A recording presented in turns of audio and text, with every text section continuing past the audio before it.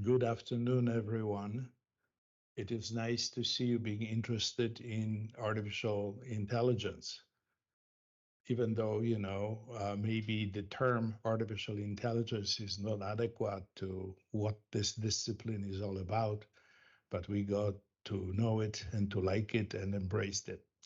So my talk will be about cardiac imaging today.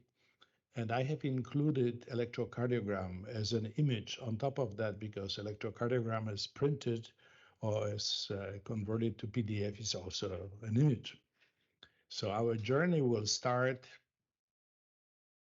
with the weather.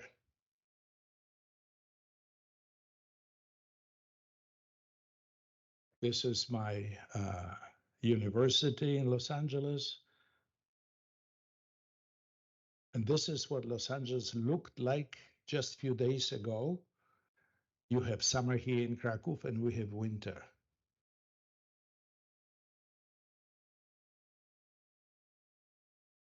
Okay, so this is the outline of the talk.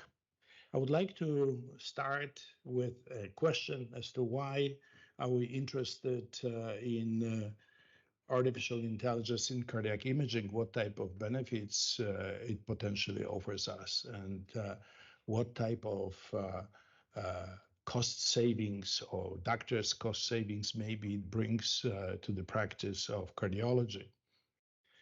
Then we will talk about why we are so interested in doing that and pursuing this type of research. And I will show you how many applications companies have filed with Federal Drug Administration. There are many new applications for products, services, and things. And I will tell you a little bit about how the regulatory agencies look at the development of new software devices. So the definition of a device nowadays has changed. We have new categories, and I will be happy to report a little bit on those.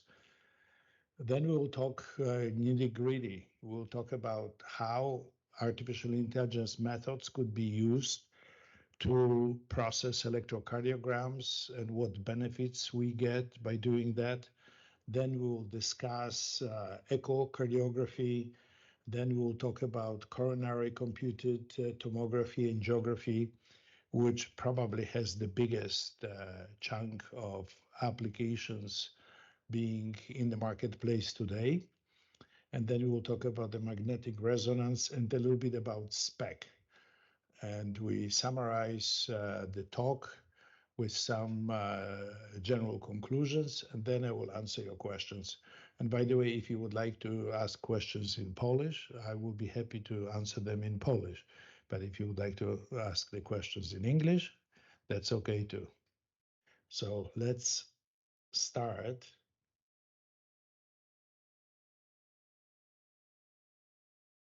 Let's see. Okay.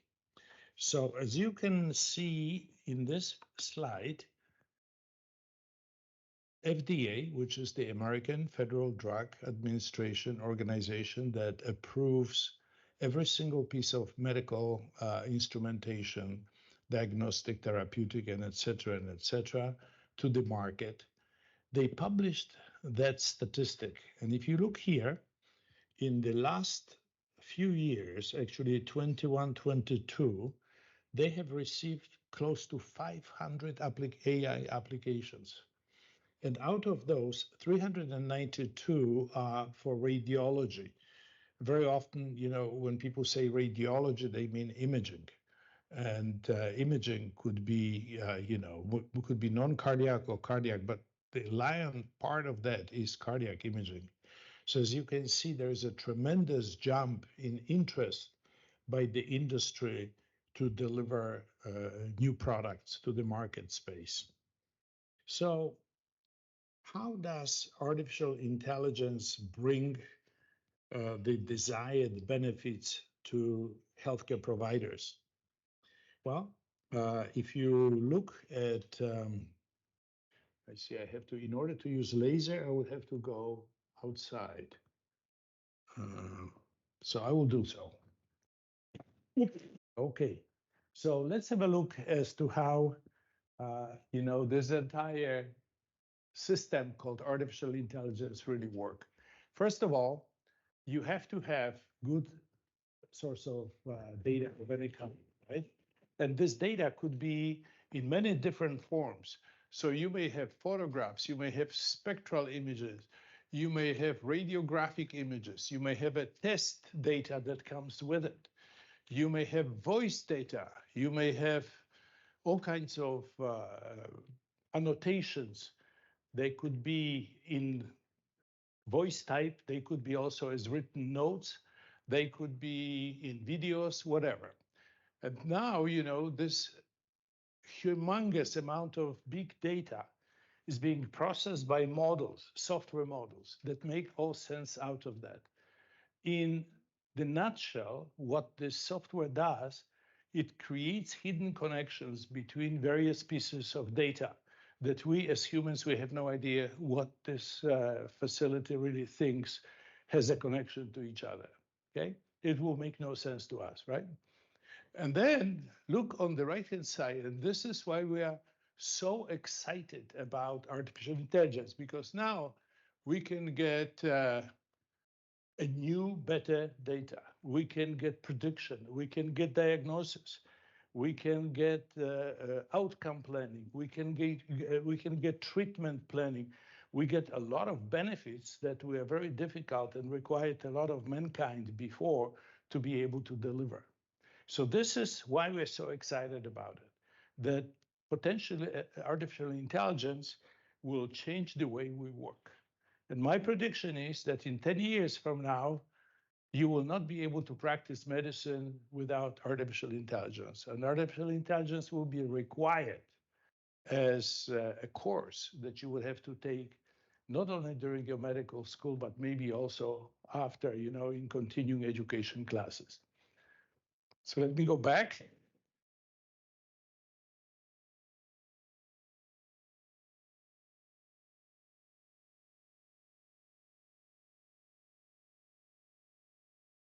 Okay, so in order to put together artificial intelligence infrastructure, you have a lot of things to do.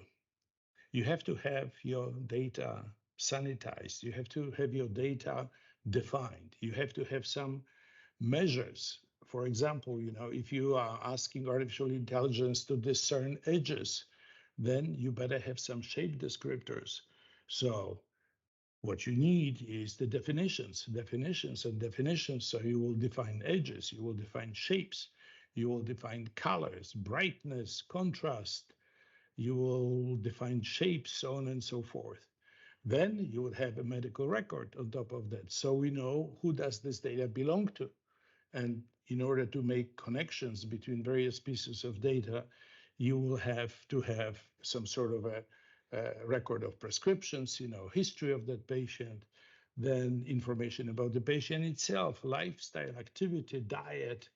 And then on top of that, you may have information from a big data like genomics, biobanks, so on and so forth. And once you have all this somehow in various places, maybe, but all interconnected, then you probably have to give it a thought as to how to process this data. In the past, we were using data mining techniques, but with the help of the AI, nowadays we have multiple options. So one of them could be like supervised training. We can teach my model to recognize certain patterns, to discern certain abnormalities, and then I can divide my test data into the test and testing data, and then I will be able to find out the performance of classification, so on and so forth. And as such, that network will be tuned as I am teaching that network to get more and more specific. There would be supervised model. Then you may have unsupervised model, and then unsupervised model is in today's world referred to as deep learning. So in my classes, where I teach principle of artificial intelligence, I give data to the computer, and the computer processes this data and learns that this is the Ohm's law, for example, so just from measurements of resistances, voltages, and current, it just figures out, that, this is the Ohm's law. So in other words, if the current flows through the resistor, there will be a voltage drop and so on and so forth. And I did not teach the computer at all anything about the Ohm's law. So that deep learning is the most used with the complex applications like medical imaging, because it is very difficult for us, to set up the annotations that will go that deep, because if we are not completely sure as to what it is that we are looking at, how can we teach the network? See, that's the problem. Okay, so let's say we have selected a model. We have a model, we pre-tested that model, and now we are confident that it will work with our application. So we will move on. And now we will ask this model to perform a lot of things for us. So first of all, we will ask for the model to quantify measurements. Maybe, we want to compute the volumes from three-dimensional measures. Maybe we want to assess image quality. Maybe we would like to sort the data. Maybe we can generate some red flags for certain conditions. Then maybe we can do diagnostic decisions. So we can do diagnosis. We can also do something that was not possible using data mining, namely prediction. The beauty of artificial intelligence is that based on large data, it's able to make predictions. And the question is still open, how good those predictions are, because it is an ongoing process. So we really don't know that much, because artificial intelligence has been around in practice maybe 3-4 years. And now we are kind of like waiting for the information as to how those predicted outcomes materialized.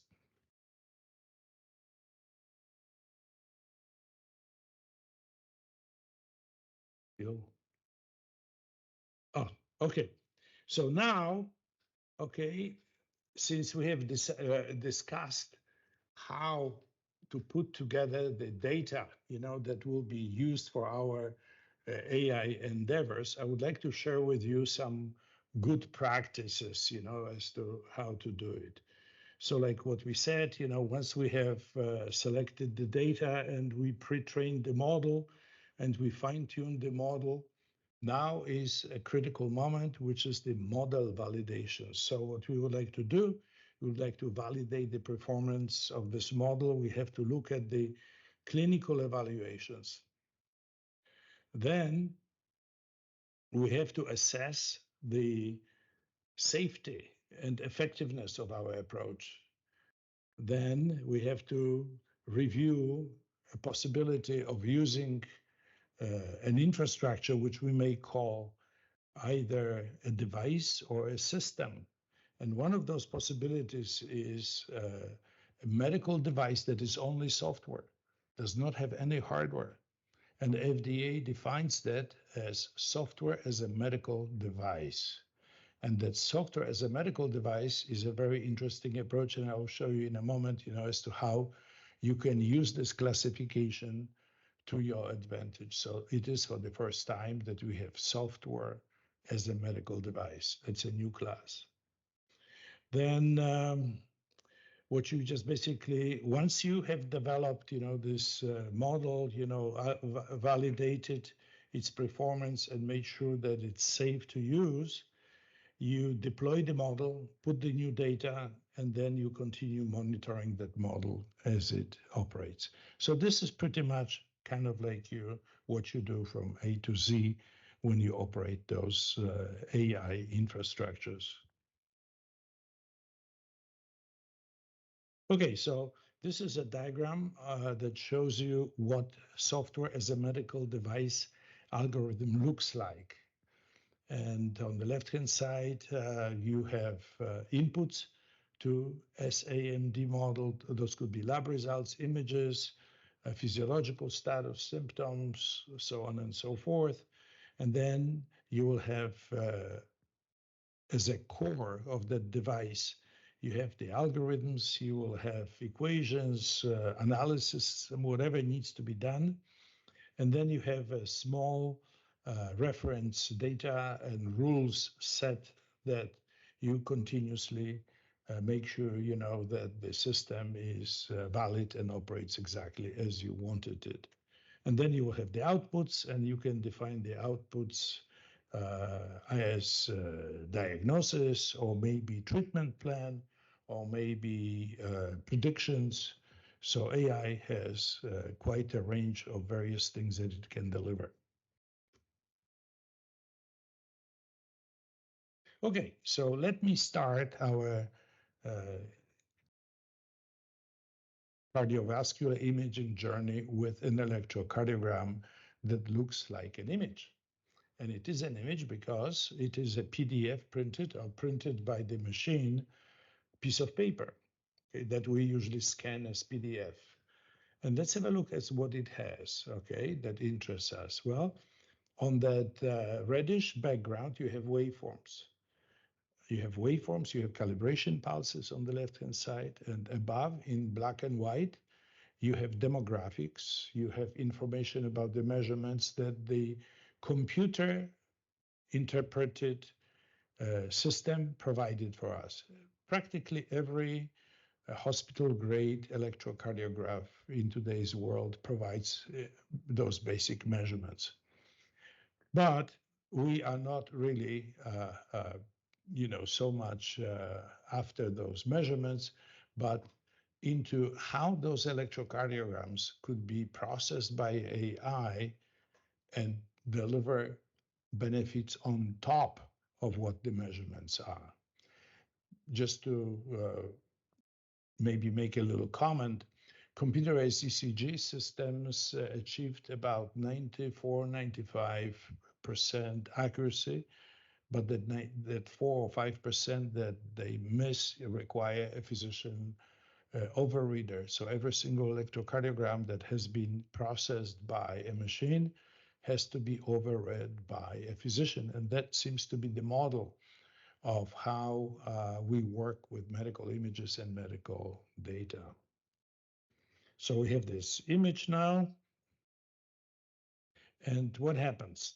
Well, the computer algorithm that looks at that image and decides as to what is the waveform, what is the background, and this is all kind of like pre-programmed already in part of the data formatting.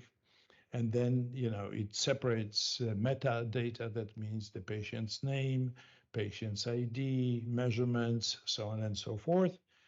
And then what it does, it tries to provide the connection between the waveforms of this electrocardiogram and the waveforms of maybe thousands of other electrocardiograms in the big data without doing a traditional measurement. Like, in traditional measurements, we will do RR intervals, PQ, QRS, QT, and then the electrocardiogram is pretty much compressed to those 5 measurements that we use as in our diagnostic findings.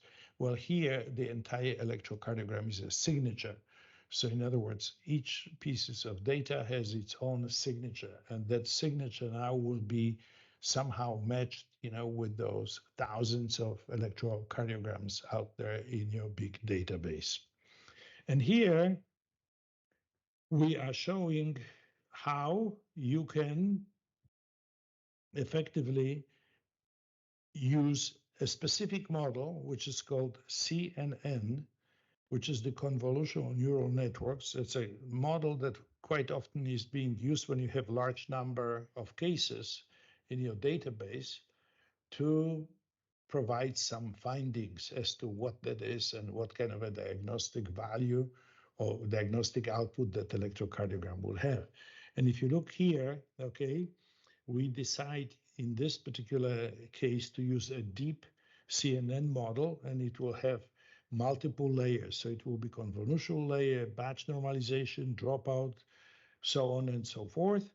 And then those layers will be stacked up on each other, and then connections will be made between elements of those layers to produce an output, as you will see in just a second. So now let's have a look at the convolutional neural network modeling for electrocardiogram. And as you can see, you know what convolution is, right? Everyone knows. Okay. So when we set up the convolution masks at various stages of this process, then you would create what is called layers, right? And those layers will have connections to the objects of what this CNN network thinks is the lowest cost. And as you can see here, as you go from the left to right, those unique things in this image will be called features, okay? And depending, as to how many features you will extract or you will need to extract, this is how many layers in that network, in that system you will have to have. And then once you have those feature extracted, okay, then you need to figure out as to how significant they are, because you may have thousands of those originally extracted, and maybe you need only 20 or 30. So you have to figure out, as to which features are significant. Once you have done that, okay, then on the right-hand side, okay, it shows, how the outputs of those intermediate layers are put together, and then you will have an output at the end, okay? You can also generate like measurements, you can generate like RR intervals on the input to help you with your features. Maybe you want features to have some traditional EKG measurements. Now, this approach is very, very different to what the doctors do with electrocardiograms, because what the doctors do, they pick up the electrocardiogram, they look at the measurements, they even have their own calipers. They will make the interval and amplitude measurements, and after that, they will determine those coefficients or the features that I talked about, and based on those, they will derive a diagnosis, or they will read that study. So let's move on now to a different modality. Let's move into echocardiography. So for those of you who are probably not so well familiar with echocardiography, let me spend maybe a minute, telling you what the challenges are, okay? Echocardiography, unlike electrocardiography, does not have specified locations, to the point like in electrocardiography, we are with maybe 10, 15 millimeters from where we're supposed to be. But in echo, everything boils down to so-called echo windows. And then the operator, skilled operator, has to figure out, as to where's the best imaging window. And once that has been determined, then the echocardiography will decide as to where is the apex, where is the base of the heart, and they will try to image the best they can for either two-chamber view or four-chamber view, or for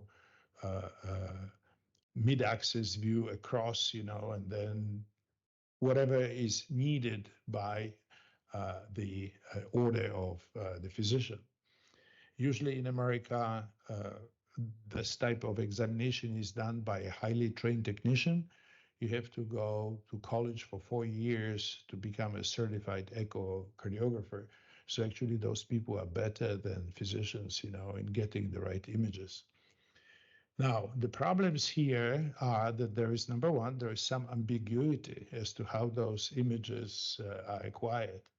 Some images may be foreshortened. So in other words, you will not be able to put the beam across the heart all the way down to the apex, and it will look like a false apex. Some may have some problems with noise. Maybe you will not be able to see very often, where the borders of the cardiac muscle are. Maybe, you will have some problems with echo stemming from the fact that you will be obstructed by maybe some regurgitant flows as you turn on the Doppler and color Doppler, that is. So there is a lot of variability and there is a lot of ambiguity in reading echocardiography study. So the hope here is that artificial intelligence methods will allow us to take away a reader variability. So in other words, since we are applying the same techniques and the same standards to process those images, we'll have a greater consistency. So even if there is an error, then that error will be systematic rather than random, okay? So we have a few things, that we are interested at here in echocardiography. We are interested in image localization and segmentation. A lot of analysis in echocardiography is done by the cardiac segment, so that segmentation has to be accomplished by the algorithm. Then we have to assess the size as the function of those parts of the heart. In particular, in echocardiography, we calculate the volumes, ejection fractions, and things of that nature. So we need to know the volumes. Then in Doppler, we need to know velocities at various places. We need to be able to assess the regurgitant flow if necessary. Then once you have determined, all of those things, the examination takes about 20 minutes or so, so a skilled echocardiographer just goes through all those various views and then derives the information that then later on has to be processed. And the last one of interest is usually the wall motion assessment or wall stress. And that is done to assess viability of myocardium. And very often people have ischemic regions of the heart where one or two vessels are occluded, and then the heart does not have enough oxygenated blood to contract effectively in those areas. And then you will be able to assess dyskinesis or akinesis, things like that. So this is the area of echocardiography. So like you see, there's a handful of things that you have to do out there, and it takes quite a bit of time for a doctor to make the findings. I will show you a slide that pretty much summarizes what we do here, okay? So on the left-hand side at the top, as you can see, those are the chambers of the heart that you image with echocardiography or with echo machine. And then you are interested in endocardial boundaries because you want to calculate volumes, right? So in order to be able to calculate those volumes, you need to find where the boundaries are. Maybe you want to make an assessment about hypertrophy. That means the thickness of that muscle. So then you would have to even further define those borders. And you ought to be able to identify the short axis view as opposed to the long axis view. Then you have endocardium detection is one of the major problems, and it's being shown here that the algorithm is able to delineate the cardiac wall inside. So basically, one could summarize that AI echocardiography applications fall into 4 categories. The standard section recognition, automatic segmentation of cardiac cavity, then functional left ventricular assessment. Does it contract? Does it contract well? Do the valves perform well? Do they leak or not? And then you have a cardiac disease diagnosis at the end. So taking all that information together, with some maybe other information from maybe electrocardiograms or some other studies, or knowing the patient demographic and meta information, you will be able to come up with a diagnostic statement. And then you will say that whatever you found, you summarize those findings. Okay? So there is hope here, and actually the applications that are in existence today, they can do all of this stuff very quickly and very efficiently. And obviously there is some room for error, because there is not a single instrument out there that does not commit measurement errors. So for that reason, a physician needs to override that. Okay, so let's move to cardiac computed tomography and geography. This one is probably the most utilized out there for AI applications, because you produce a lot of data. There are some direct interventions from this study, like, for example, stenting, bypasses, and things of that nature. So that study has to be very, very accurate. Okay, so what do we have? Okay, we are interested in computing coronary calcium score. For those of you who may not know what that is, the computed tomography is an X-ray technique, and if you have calcification in your coronary arteries, then the X-rays will be reflected that, and they will be visible as whitish spots on the image. And then depending as to where they are, how many of them they are there, then you will be able to compute what is called the calcium score. And that calcium score is kind of like an information as to in what shape patients' arteries are from the standpoint of plaque. There's two kinds of plaque. There is solid plaque like calcification, and there is the soft plaque. And the soft plaque is the one, that's a widow maker soft plaque. This is how people get heart attacks, when your coronary arteries are blocked by the soft plaque. So unfortunately, we cannot distinguish very well between hard plaque and soft plaque using tomography. But, there's a lot of stuff in progress. And for that reason, we are very much interested in plaque analysis or tissue characterization. And then we're also interested in fractional flow reserve computations. So let's have a look. Okay, this is kind of like a summary of various models that people used to compute stenotic narrowings, boundaries, so on and so forth. So if you are interested, you can actually go to some of those references. And then what's interesting here is, that if you will look that some of those started already in 2017. So as you can see, artificial intelligence is not so new. Actually, artificial intelligence is very old, except that only recently we've got the right computing hardware to be able to make a full use of it. At any rate, so I included that as a reference here. Okay, so is this all done with one model and one neural network? Very often, the output of one neural network feeds into as an input to another neural network. So actually, we have very often in our modeling, sort of like chain reactions of various things.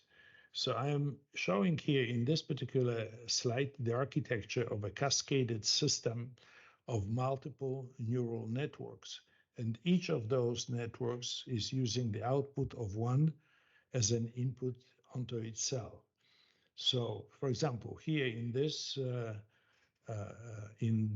sequence, we have a network that is supposed to detect some nodules from I can see here. Then we have a classifier, and this classifier will say, okay, this is this, this is this, this is that. And then we have a segmentation, where the segmentation will just pick up, the areas of interest of those areas.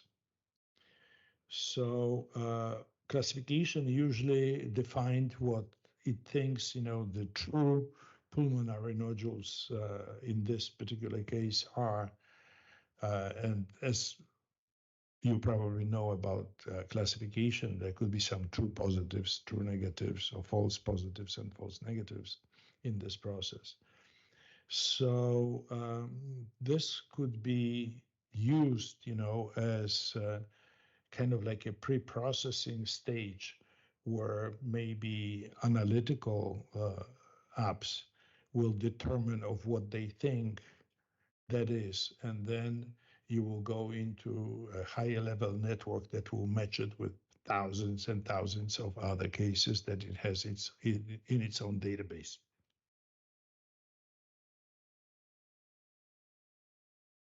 So what we have here is that, like I just mentioned, that the classification networks will provide true positives and true negatives. And then the segmentation network, will use the ground truth, the one on the right-hand side, and that ground truth would be from reference images somewhere in your big data. And then it will make predictions from actual data being using the ground truth as a compass.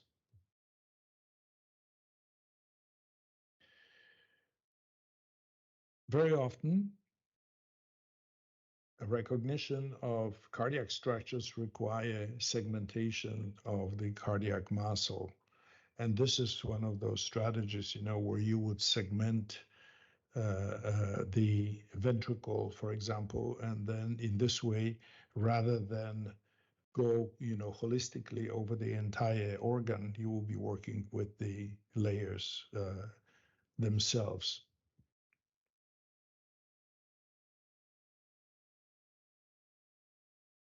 Okay, oops. Let's go back. So this particular slide illustrates a similar process like I showed already for electrocardiography, but with an added layer of what you can see in those layers, because now we're talking about images. So the network here is a multi-layer network, sort of like a CNN type, and that and then you have a this is a deep convolutional network, and there are many architectures that are possible to kind of make that happen. And you do convolutions and subsampling to of the feature maps to determine as to how those features connect with each other, and then finally to compute the output layer. And as you can see here, if you put the input image, it would be in the second row. Then as you can see, those are the features. The features are kind of like primitive images. Then you have another layer of features that are not really relatable. We as humans cannot relate to those very well. And then at the very end, you will get an output that looks like something you've asked for. So in angiography applications, our interest, like on the left-hand side, you have the tomography picture, computed tomography picture. Then you would have to do a three-dimensional reconstruction. For us humans to interact with this image in a better way, we would like to see as to whether those arteries are running the way they are supposed to. If are there any narrowings, that means stenosis in those arteries? Do they continue, where the branches are, so on and so forth. And then on the right-hand side, you see a different projection so that we can create the image inside from the one on the left and on the right. So AI can do a pretty good job in finding boundaries of those vessels it can do a fairly effective three-dimensional reconstruction also.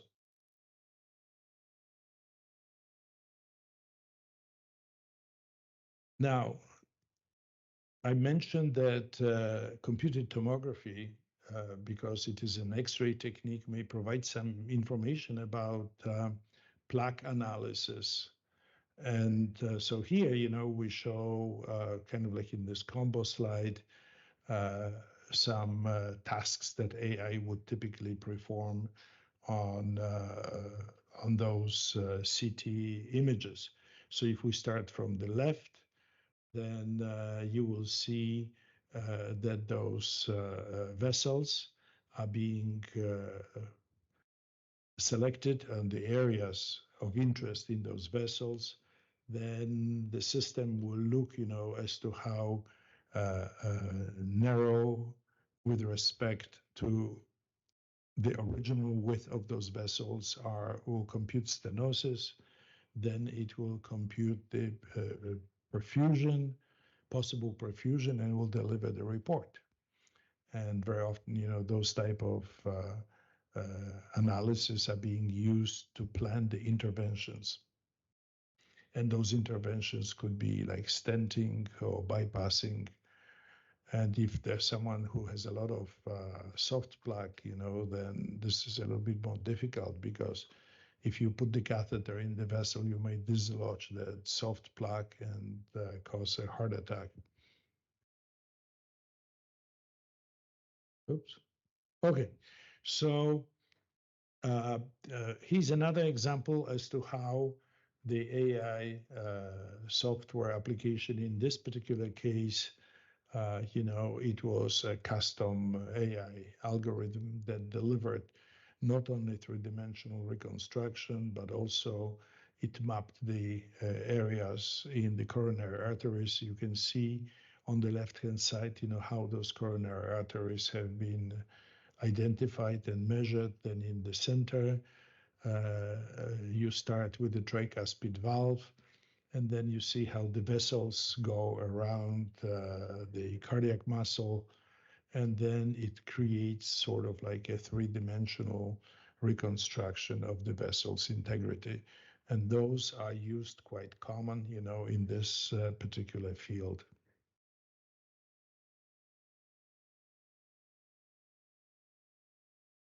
Cardiac resonance. Cardiac resonance is a relatively new and big upcoming medical imaging technology, because we can see tissues, soft tissues. Unlike the X-ray, we can see soft tissues. Pretty much MRI sees the best tissues that have some water in them, okay? So obviously, in addition to cardiac function, MRI would be used for tissue characterization. Then it should be used for valvular motion assessment. And then actually you can also try to assess the wall motion in a similar way like you would do with the stress echo.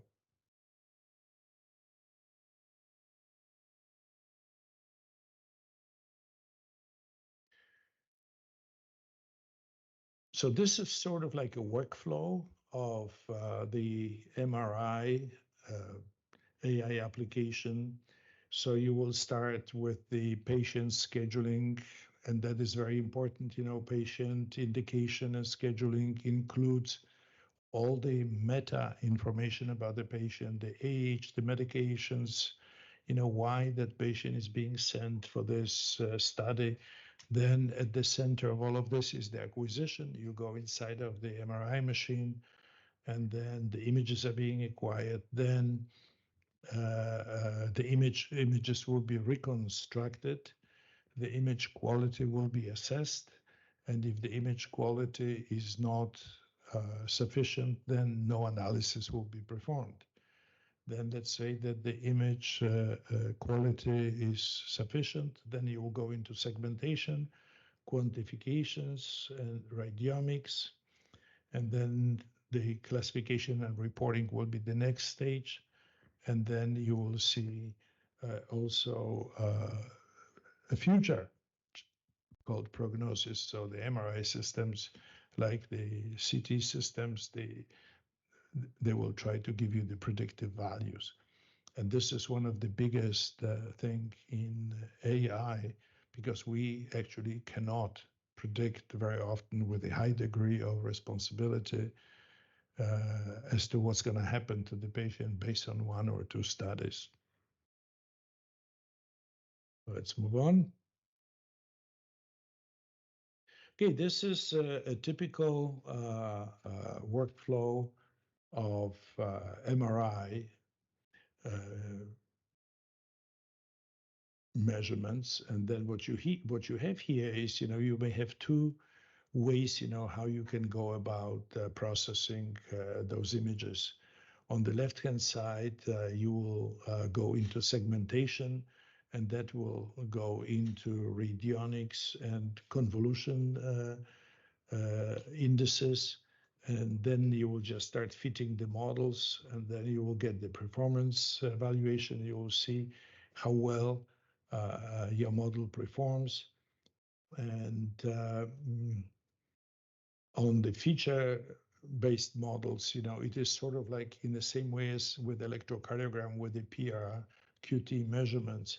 And then you may have an entire image as a signature on the right-hand side. And then, you compute those features completely differently. And then you can figure out, which of those has a better performance characteristic.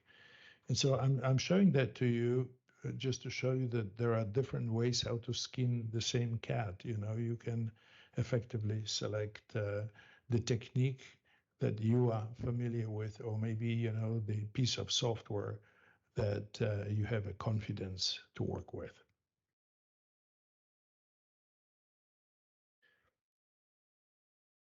Okay, this is an interesting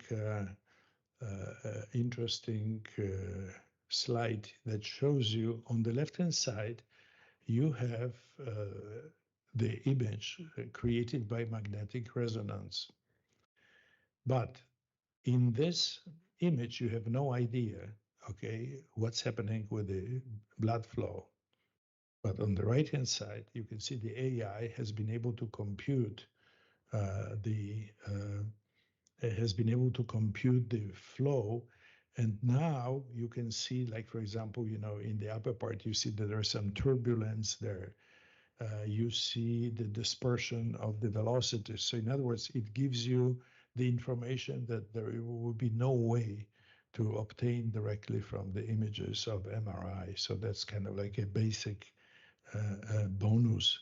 So now you get more details, and then you can understand pathophysiology better.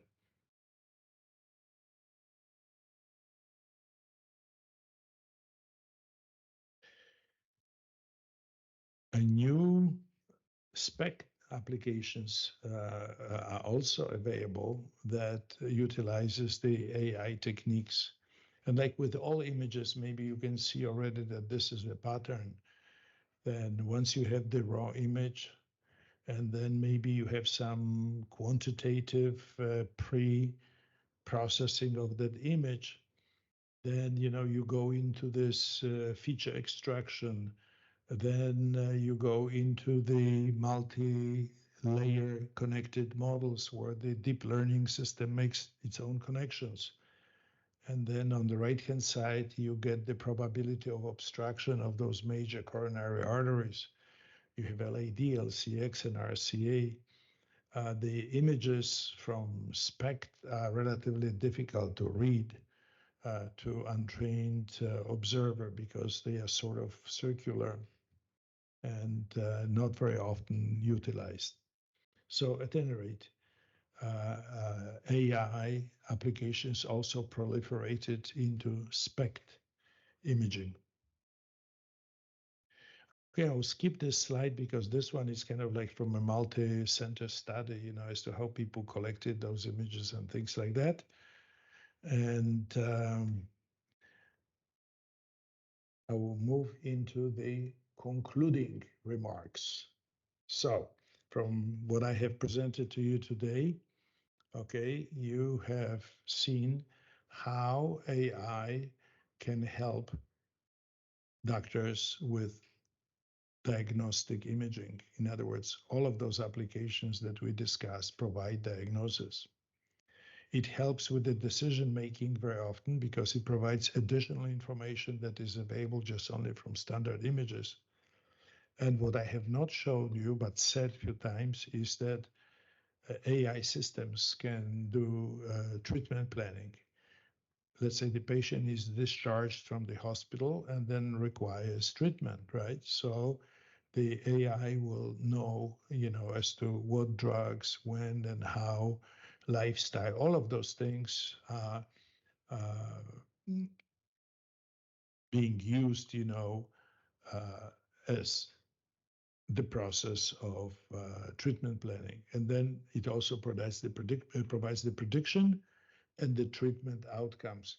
So in other words, the artificial intelligence can suggest as to what's going to happen to the patient if we do the procedure, there would be that outcome. If we don't do the procedure, it will be that outcome.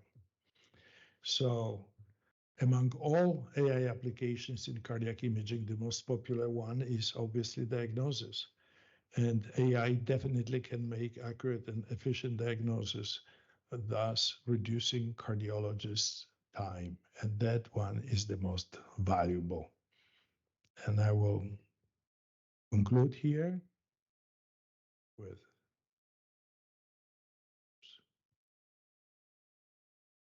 the picture. And now we have the floor open for the questions.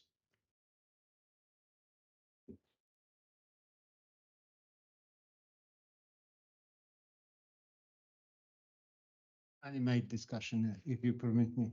Okay, so do we have any questions from the audience here? Go on, please. First, I wanted to say thank you, Professor, for coming and speaking with us. I'm a medical student and I'm kind of a hobbyist programmer.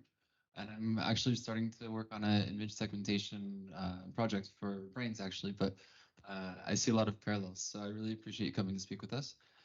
I wanted to ask about the SPECT images you showed. Are they spherical in order to facilitate comparison between different patients who have different heart shapes? And so that's a uniform shape that allows comparison between different patients? You have identified a difficult topic because, like you said, the different patients, they have different heart orientations. And therefore, those specs, would have a completely different projections, right? Right.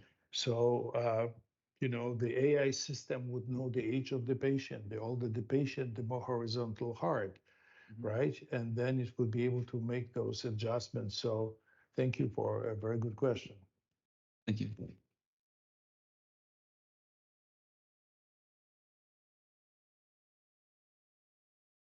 Thank you, Professor, for the lecture. And I have a question. Are there any particular goals achieved in treatment planning, AI treatment planning in cardiology? Yes, actually, treatment planning is essential. Traditionally, the treatment planning has been going through a process which is called cath lab conference. And then the caregivers get together, they look at imaging data, they look at static data, and then they decide on a procedure. And let's say they say, okay, this person needs 2 bypasses or 3 bypasses, or maybe this one is only stent. And actually AI, based on the evaluation of the severity of the case, may suggest those treatments. So in other words, we'll say, okay, maybe you need to do just only 1 bypass, instead of 3 or instead of 2, or maybe, you need to use that particular stent, that would fit that artery better. It will know, the types of stents, like drug-eluting stents, various sizes. Some of them are not straight, kind of like tubing like, but all of that is incorporated in the treatment planning. So yes, it is, in my opinion, one of the most important part of being able to work with AI, and that's one of the biggest benefits it provides. Thank you very much. So my question is, if students, future doctors want to start their journey or connect their career path with AI, how should they start? Where they should looking for it, and how to become like, I don't know, well known in this topic about AI and machine learning. All right. Well, thank you for the question. This is an important question because without an infrastructure, there is no AI. So your institution should have the AI facility to be able to, for you to benefit. And you as a physician or domain expert, you are becoming a prompt engineer. You don't need to learn, in today's world, you don't really need to learn anything about programming because the AI will write the programs for you for as long as you ask it to do so and with the with the specificity required to achieve the results. So like, for example, let's say that we're talking about a hospital that has that does not have hospital information system. That means there is some data sitting, in the echo lab, some data in the ECG, some X-ray machines may have their images there. Maybe there are some images, on the tapes in angiography. Well, then, sorry, but there's nothing you can do here. Let's say that you have a hospital, let's say, maybe 100, 200 beds. That's a middle-sized hospital. And maybe that hospital decides to improve their workflow and their efficiency, and they buy AI system, which is usually part of the hospital information system. And then, with a system like that, then you, like I said, you are the prompt specialist, and you are the one, who will ask the AI questions that it will provide the answers for you. So that's how you go. But you as an individual, if you don't have enough records, you can play with it in the following way, okay? If you have access to MATLAB, do you know what MATLAB is? MATLAB is a set of tools, software tools, offered by a company called MathWorks. And most universities, and I know that your university has a license for it, okay? I'm sorry? Yeah. And there is the entire suite of tools for AI that is available to you pretty much free of charge if you have a license, right? So you can start working with a smaller number of cases and use like wavelet segmentation or some other analytical type of transformations and start that way. But if someone would ask me, how can I play with AI and kind of like independently, that would be the way to go, in my opinion. Just get your images, or maybe use someone else's images in the physio databases. There are lots of places where you can get the images from in public databases, like in Physionet, .org. You can go there and see what they have. And there are other places that publish many, many different images. And then with the help of your MATLAB facility, you will be able to do it in one day. Thank you very much. May I ask you a question too? Sure. Because I'm much older than the rest of the audience, I still remember expert systems in medicine. Yeah. And your software as a medical device somehow resembles me. It's not so sophisticated by technology, by algorithms, but some of the system use rules or bias as well.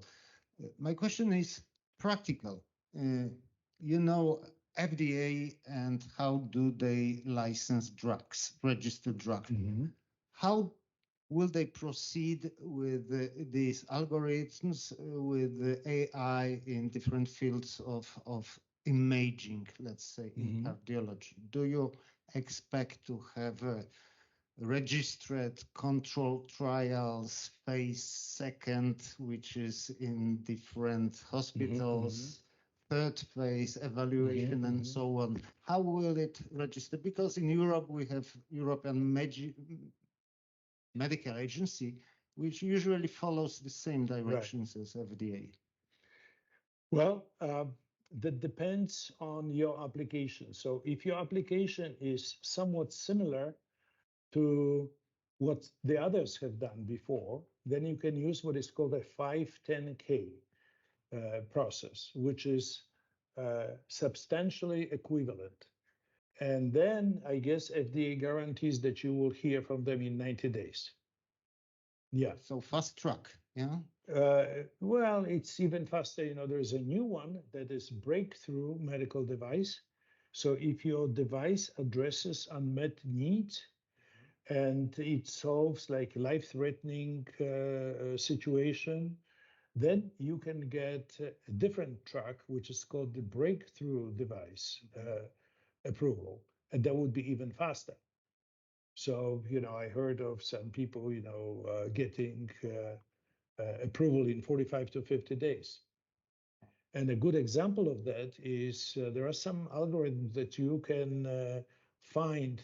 It's called AI ECG systems. You know, that's how they call them, where they use electrocardiograms to diagnose other diseases from electrocardiograms, like, for example, pulmonary hypertension, like myocarditis, even ejection fraction. Okay, so electrocardiogram emerges, you know, as sort of like the mother of all signals, because everything is intermodulated into that electrocardiogram. So if you really know what to look for in that big data situation, where not only do you have electrocardiograms, but other modalities that annotated that electrocardiogram, it's amazing what you can find nowadays. So to answer your question, if your application is what FDA calls de novo, that means nobody has ever done that before, well, then obviously you have to conduct a clinical trial. But if your application is 510K, that means equivalent, then you know you can get it in 90 to 120 days. Okay, thank you. Do we have any questions from our followers in computer? No. Okay.